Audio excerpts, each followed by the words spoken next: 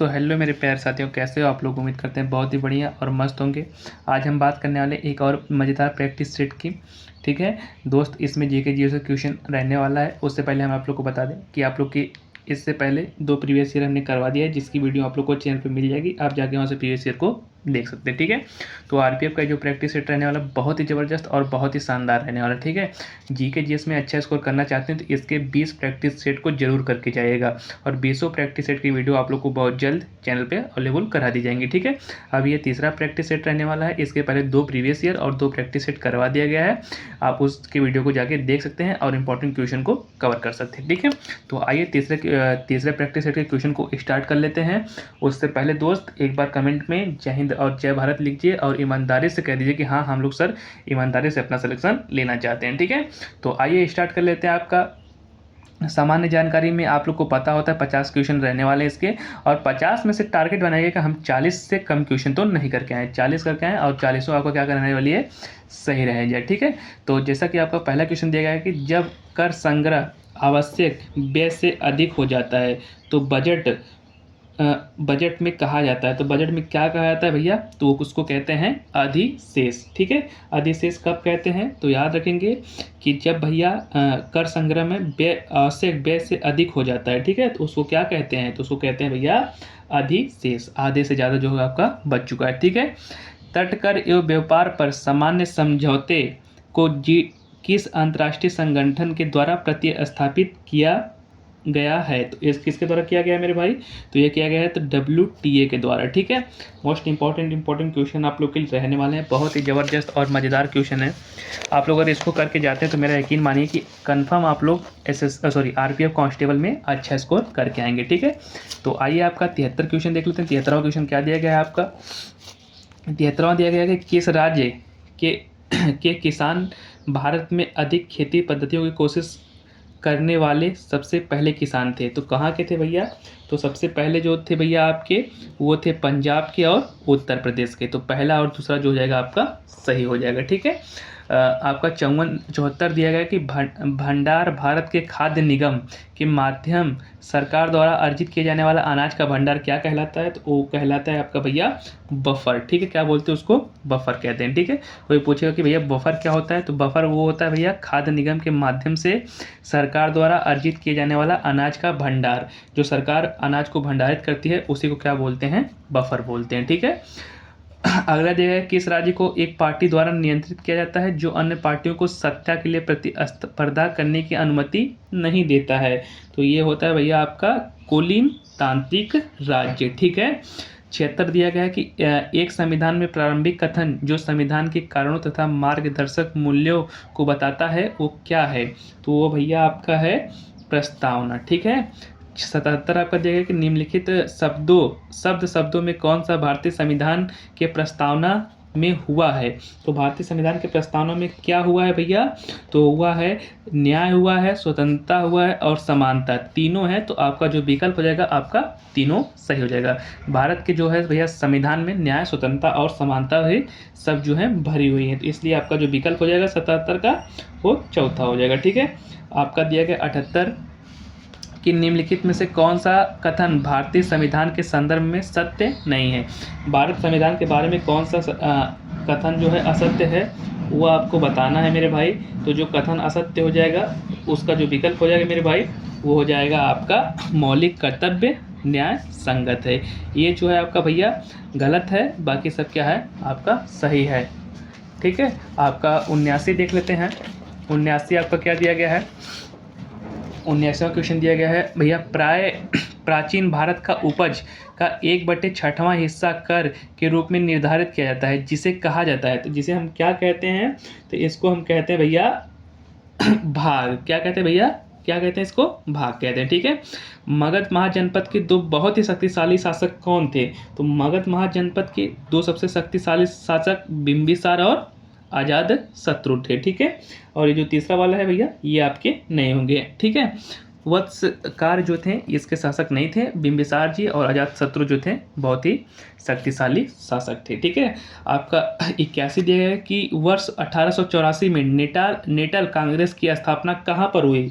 तो भैया 84 में जो हुई थी नेटल कांग्रेस की स्थापना, ये हुई थी आपकी भैया दक्षिण अफ्रीका में। ठीक है, और नेटल कांग्रेस की स्थापना एक ऐसा संगठन है जिसका उद्देश्य क्या था भैया, दक्षिण अफ्रीका में भारत के खिलाफ भेदभाव से लड़ना। ठीक है, नेटाल कांग्रेस की स्थापना ही इसलिए की गई थी कि जो भारतीय जो दक्षिण अफ्रीका में है उनके जो भेदभाव कह रहे हैं भारत और दक्षिण अफ्रीका के लोगों के बीच, उनसे लड़ना। ठीक है, तो इसकी स्थापना कहाँ की गई थी, दक्षिण अफ्रीका में। ठीक है, सविनय अवज्ञा आंदोलन किस वर्ष शुरू हुआ था। तो सविनय अवज्ञा आंदोलन शुरू हुआ था 12 मार्च 1930 को। ठीक है, तो आपका जो 1930 हो जाएगा वो हो जाएगा राइट आंसर।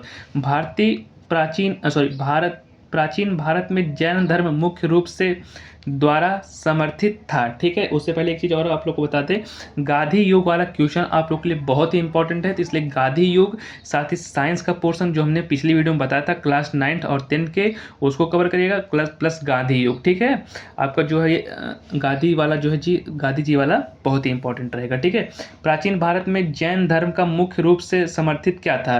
तो क्या समर्थित उसका मुख्य रूप से भैया, तो वो आपको बताना है। तो ये हो जाएगा आपका वज्जी, ठीक, सॉरी एक मिनट है, व्यापारियों। ठीक है, प्राचीन भारत में जैन धर्म के मुख्य रूप से व्यापारियों द्वारा समर्थित था। ठीक है, आपका अगला दिया गया 84, वर्धमान महावीर लिच्छवी वंश के राजकुमार थे जो कि संघ का समूह था। किसका समूह था भैया, लिच्छवी। वो आपको बताना है लिच्छवी क्या था भैया आपका, ये था आपके समूह इसका समूह था भैया वज्जी का समूह था। ठीक है, वज्जी का संघ समूह था। 85 दिया गया कि निम्नलिखित में से किस भारतीय राज्य से कर्क रेखा नहीं गुजरती है। तो कर्क रेखा कहाँ से नहीं गुजरती है मेरे भाई, तो आप लोग को पता होगा कर्क रेखा 8 राज्यों से गुजरती है, वो उत्तर प्रदेश से नहीं गुजरती है। बाकी गुजरात, झारखंड, मध्य प्रदेश और आपके हैं भैया छत्तीसगढ़, पश्चिम बंगाल, त्रिपुरा और मिजोरम। ठीक है, इनसे गुजरती है, आपका उत्तर प्रदेश से नहीं गुजरती। एक बार हम फिर से नाम लेना चाहेंगे, गुजरात, राजस्थान, मध्य प्रदेश, छत्तीसगढ़, झारखंड, पश्चिम बंगाल, त्रिपुरा और मिजोरम, यहाँ से गुजरती है। ठीक है, और उत्तर प्रदेश से नहीं गुजरती है। ठीक है, अगला दिया गया है कि भारत की सबसे लंबी झील कौन सी है। तो आप लोग को बताना है भारत में सबसे लंबी झील, भारत की सबसे ऊंची चोटी, भारत में सबसे लंबी रेलवे लाइन, ये सब स्टैटिक जीके ना भैया रेलवे के दृष्टिकोण से बहुत ही इंपॉर्टेंट बनेगा, तो इसलिए इस सबको अच्छे से कवर करेंगे। अब बताना है कि आपको भारत की सबसे लंबी झील तो कहाँ पर है और किस राज्य में पाई जाती है, ये बताएंगे आप लोग। तो भारत की जो सबसे लंबी झील होती है वेबनाथ झील, जो भारत की सबसे लंबी झील है, जिसकी लंबाई 95.6, कितनी भैया, वेबनाड झील, जिसकी लंबाई है आपकी 95.6 किलोमीटर। ये कहाँ पे है भैया, केरला में। ठीक है, इसके अलावा जो आपका है कोयम्बटूर में जो आपका है वो भी एक और 2 झील है, उसका नाम मुझको याद नहीं आ रहा है, इसको आप लोग याद रखेंगे। केरल में ये पाई जाती है, केरल की सबसे भारत की सबसे लंबी झील केरल में वेम्बनाड झील के नाम से। ठीक है, अगला दिया गया कि सतलज तथा काली नदियों के बीच स्थित हिमालय का हिस्सा हिमालय के रूप में जाना जाता है। तो उसको किस रूप में जानते हैं, तो उसको जानते हैं मेरे भाई कुमायूं हिमालय। सतलज तथा काली नदियों के बीच का जो हिस्सा होता है उसको क्या बोलते हैं भैया, कुमायूं हिमालय। ठीक है, अब इसका जो आपका आंसर हो जाएगा, जो विकल्प में कुमायूं हिमालय हो जाएगा वो आपका हो जाएगा सही।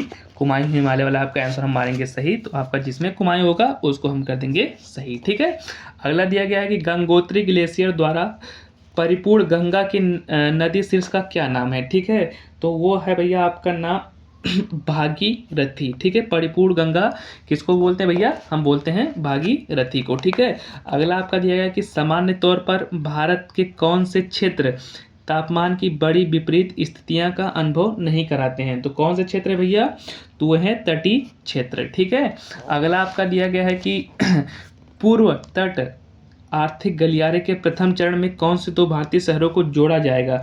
तो किन भारतीय 2 शहरों को जोड़ा जाएगा, तो वो है आपके विशाखापट्टनम और चेन्नई। ठीक है, उसको क्या करेंगे भैया, हम लोग जोड़े जाएंगे। ठीक है, आपका अगला दिया गया है 91 क्वेश्चन, कौन सा, नीचे कर लेते हैं थोड़ा, आपका यहाँ पे आपका दिया गया है, कौन सा पदार्थ बिजली के प्रवाह को कोई प्रतिरोध प्रदान नहीं करता है। तो कौन सा ऐसा पदार्थ है, तो वो है भैया आपका अतिचालक। अतिचालक एक विशिष्ट संवाहक है। ठीक है, जो क्या करता है भैया, जो ये करता है कि बिजली के प्रवाह को प्रतिरोध प्रदान नहीं करता है। आपका 92 देख लेते हैं, निम्नलिखित में से कौन सा बिजली का फ्यूज बनाने के लिए इस्तेमाल तारों का एक गुण है। तो बिजली के तार बनाने के लिए कौन सा गुण है भैया? तो वह है भैया कम गलनांक। ठीक है। 93 दिया गया कि 7 इंद्रधनुष के रंगों वाला छोटा सा परिपत्र डिस्क तेजी से घुमाए जाने पर कैसा प्रतीत होता है? तो कैसा प्रतीत होता है मेरे भाई, ये आप लोग को बताना है। तो वो प्रतीत होता है बिल्कुल सफ़ेद रंग की भांति। ठीक है। पराग को पराग कोश में उसी फूल के वर्तिक्राक में हस्तांतरण को कहा जाता है। तो उसको क्या कहते हैं? उसको कहते हैं भैया स्वपरागण। ठीक है। Most important question. आप लोग क्वेश्चन का लेवल देख सकते हैं कितना मज़ेदार और ज़बरदस्त रहने वाला है। तो मेरे प्यारे साथियों, मेरे प्यारे भाइयों बहनों, बिल्कुल अच्छे से कवर करेगा और आरपीएफ कांस्टेबल में अपना एक सीट कन्फर्म करेगा। ठीक है। आइए आपका देख लेते हैं। 95 दिया गया है कि कौन सी जीवित जीवों की में विरासत की इकाई नहीं है? तो कौन सी भैया है? तो वह है आपकी वंशाणु या पित्रैक। ठीक है। 96 दिया गया कि मैग्नीशियम की एक पतली पट्टी का छोटा सा टुकड़ा एक चमकदार प्रकाश के साथ जलता है। तो किसके साथ जलता है भैया? तो वो जलता है आपके सफ़ेद प्रकाश के साथ जो होता है जलता है। ठीक है। अम्ल तथा क्षारक के बीच प्रतिक्रिया को कहा जाता है। तो कक्षा 10 में बताया गया होगा कि अम्ल क्षार के परस्पर क्रिया को क्या कहते हैं? उसको कहते हैं उदासीनीकरण क्रिया। जो बच्चे कक्षा 10 में पढ़ेंगे उनके लिए तो बहुत ही ज़बरदस्त रहने वाला है। अगला दिया है कौन सा पदार्थ बिना खपत हुए रासायनिक प्रतिक्रिया की दर को बढ़ाता है? तो कौन सा पदार्थ है मेरे भाई, आप लोग बताएंगे।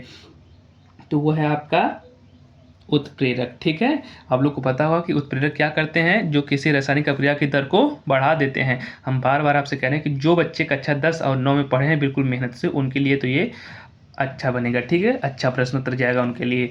अगला दिया गया कि निम्नलिखित में से कौन सा सुनिश्चित करता है कि मृत पौधों तथा जानवरों के पोषक तत्वों को मिट्टी में छोड़ दिया जाता है?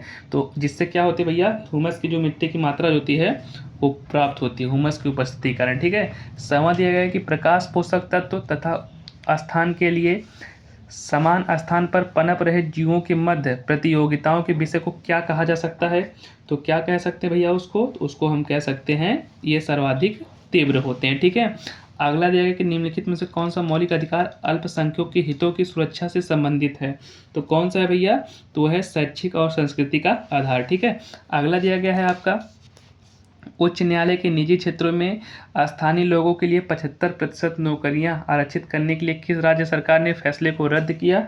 तो कौन सी राज्य सरकार थी भैया आपका? तो पंजाब और हरियाणा था। तो आपका हो जाएगा आंसर, इसका जो आंसर हम मार सकते हैं तो इसमें से आप लोग कोई एक लगा सकते हो, चाहे पंजाब का कर सकते हो चाहे तो हरियाणा का। ठीक है। तो हरियाणा सरकार थी। ठीक है। आपका 103 है कि भारत की ब्रिटिश सरकार द्वारा पारित किस अधिनियम ने भारतीय प्रतिशत को समाप्त किया? तो किसके अधिनियम के द्वारा? तो ये किया गया था भैया आपके अधिनियम 1935। ठीक है। भारतीय सरकार अधिनियम के द्वारा आपको क्या कहता है, भारत और ब्रिटिश सरकार द्वारा जो पारित अधिनियम था जिसके द्वारा भारतीय प्रतिशत को समाप्त किया गया था। ठीक है। सी गार्जियन 3 किन देशों की नौसेनाओं के बीच एक द्विपक्षीय सैन्य अभ्यास है? तो सी गार्जियन 3 किसके किसके बीच होता है? आप लोग को पता होगा कि सी गार्जियन 3 का जो तीसरा संस्करण था उत्तरी अरब सागर में आयोजित किया गया था। ये चीन और पाकिस्तान के बीच होता है। ठीक है। किसके किसके बीच होता है? चीन और पाकिस्तान के बीच। ठीक है। अगला दिया गया है कि यह माना जाता है कि झील क्रेटेसस युग के दक्कन असितासत चट्टानों तथा उल्कापिंड के प्रभाव कारण विकसित हुई थी। तो क्या माना जाता है भैया? तो इसका आंसर हो जाएगा आपका, वो होती है आपकी लोनार जो झील होती है भैया, वो क्रेटेसस युग में दक्कन और असितासम चट्टानों पर उल्कापिंड के प्रभाव के कारण विकसित हुई थी। ठीक है। इसको आप लोग को याद रखेंगे। और लोनार झील कहाँ पे पाई जाती है? तो वो है आपकी महाराष्ट्र में। ठीक है। 6वां दिया गया 100 आपका कि निम्न में से वस्तु और सेवा कर के संबंध में क्या सही नहीं है? ये आप लोग को बताना है। तो ये एक प्रत्यक्ष कर है, ये बिल्कुल आपका गलत है। ठीक है। ये अप्रत्यक्ष कर नहीं है। ठीक है। ये अप्रत्यक्ष कर है। ठीक है। 7 दिया गया 108 कि निम्न में से कौन सा एक विद्युत का अच्छा चालक है? तो विद्युत का सबसे अच्छा चालक जो होता है ग्रेफाइट होता है। ठीक है। तो ग्रेफाइट जिस विकल्प में होगा उसको हम क्या कर देंगे? सही कर देंगे। ग्रेफाइट जो होता है उस विद्युत का अच्छा चालक होता है। ठीक है। प्रतिबिंब की ऊंचाई तथा वस्तु की ऊंचाई के अनुपात को, कक्षा 10 वाला क्वेश्चन है, प्रतिबिंब की ऊंचाई और वस्तु की ऊंचाई के अनुपात को रेखीय आवर्धन कहते हैं। हम बार बार कहेंगे कक्षा 10 के साइंस के पोर्शन को एक बार अच्छे से बुक लेके उसको कवर करिएगा। ठीक है। अगला दिया गया 109 एल नीनो महासागर में तापमान में अस्थिरता का उल्लेख कौन करता है? तो कौन करता है मेरे भाई? तो वो करता है आपके प्रशांत महासागर का। ठीक है। अगला क्वेश्चन आपका दिया गया है 110 का। 110 क्या दिया गया आपका उसको भी देख लेते हैं। 110 दिया गया कि ब्रिटिश सरकार द्वारा निम्नलिखित में से किस किले को ट्राई ऑफ द ईस्ट कहा जाता है? तो वो कहा जाता है भैया जिंजीखा किला। ठीक है। The state of food and agriculture किस संस्था की प्रमुख रिपोर्ट है? तो ये किस संस्था की मेरे भाई? तो यह है खाद्य और कृषि संगठन, यह है आपकी FAO की। ठीक है। पाइथन है, पाइथन क्या है भैया? उसको किस नाम से जानते हैं? पाइथन, पाइथन जो होता है भैया एक सामान्य प्रयोजन प्रोग्रामिंग के लिए व्यापक रूप से इस्तेमाल किया जाता है। ठीक है। तो ये जो है आपकी प्रोग्रामिंग लैंग्वेज है, तो इसको बोलते हैं एक प्रोग्रामिंग भाषा। ठीक है। हड़प्पा सभ्यता का विकास 2500 ईसा पूर्व हुआ, जिसे वर्तमान में जाना जाता है। जिसे वर्तमान में क्या जाना जाता है भैया? इसे हम कहते हैं सिंधु घाटी की सभ्यता, और ये वर्तमान में भैया पश्चिम भारत और पाकिस्तान के बीच स्थित है। ठीक है। कंप्यूटर के संदर्भ में एप्लेट क्या होता है उसको आप लोग को बताना है। तो एप्लेट जो है आपका भैया, ये होता है आपका एप्लेट ना, एक लिखा गया जो होता है एक छोटा सा इंटरनेट पर आधारित प्रोग्राम है। ये वेब के लिए प्रोग्रामिंग भाषा का निर्माण करता है। ठीक है। तो आपका जो है ये आपका कंप्यूटर में एप्लेट जो कार्य करता है, ये करता है आपके जावा का एप्लीकेशन है जो एक प्रोग्रामिंग लैंग्वेज को कवर करता है। ठीक है। तो अगला देख लेते हैं आपका, निम्नलिखित में से किसे समाज के लिए हानिकारक नहीं माना जाता है? तो हानिकारक जो होता है दहेज, आप लोग के लिए पता होगा दहेज प्रथा जो होता है समाज के लिए बहुत ही हानिकारक है। ये आप लोग के लिए बिल्कुल ये आपका कट जाएगा। ठीक है। बाल विवाह बिल्कुल गलत है। अस्पृश्यता बिल्कुल गलत है। तो अवयस्क मताधिकार जो होता है भैया, ये आपके लिए समाज के लिए हानिकारक नहीं है, क्योंकि वयस्क भी आपके मत दे सकते हैं, और बाकी तीनों जो हो जाएंगे आपके लिए गलत हो जाएगा। ठीक है। अगला दिया गया आपका तालानुमा वार्ता 3 मुख्य प्रश्नों के आसपास संचरित है। कौन से 3 प्रश्नों में से नहीं है? कौन सा 3 प्रश्न जो है नहीं है? तो वो आपका भैया है क्या किए जाने की आवश्यकता है, बाकी हम कहाँ हैं, हम कहाँ जाना चाहते हैं, हम वहाँ कैसे जाएंगे। ये तीनों भैया आपके तालोनुमा वार्ता के 3 मुख्य प्रश्न हैं। बाकी क्या किए जाने की आवश्यकता है, ये भैया तालोनुमा का वार्ता का मुख्य प्रश्न नहीं है। ठीक है। आइए आपका अगला देख लेते हैं। बस 3 और क्वेश्चन रहने वाले हैं, इसके साथ ही आपका मॉडल प्रैक्टिस सेट नंबर 3 खत्म हो जाएगा। इसके साथ मिलेंगे हम लोग चौथे प्रैक्टिस के सेट के साथ। ठीक है। आपका दिया गया कि 6153 मीटर ऊंचा पर्वत स्टोक कागड़ी चढ़ने वाले सबसे कम आयु के भारतीय कौन हैं? तो आपको बताना है सबसे कम आयु के भारतीय जो किस पे चढ़े थे भैया? स्टोक कागड़ी पर। ठीक है। तो वो थे आपके भैया काम्या कार्तिकेयन। ठीक है। जो सबसे कम उम्र के थे, जिन्होंने 7 अगस्त 2017 में हिमालय चोटियों पर चढ़ना शुरू किया था, वही सबसे कम उम्र में स्टोक कांगड़ी पर चढ़ने वाले पहले भारतीय थे। ठीक है। अंतरिक्ष विज्ञान में विषय को शामिल नहीं किया जा सकता है। अंतरिक्ष विज्ञान में किस विषय को शामिल नहीं किया जा सकता है? तो वो भैया है आपकी मानव संस्कृति, क्योंकि संस्कृति का जो होता है भैया विज्ञान से कोई लेन देन नहीं है। ठीक है। इसलिए उसको हम क्या करते हैं, अंतरिक्ष विज्ञान के अंतर्गत शामिल नहीं कर सकते हैं।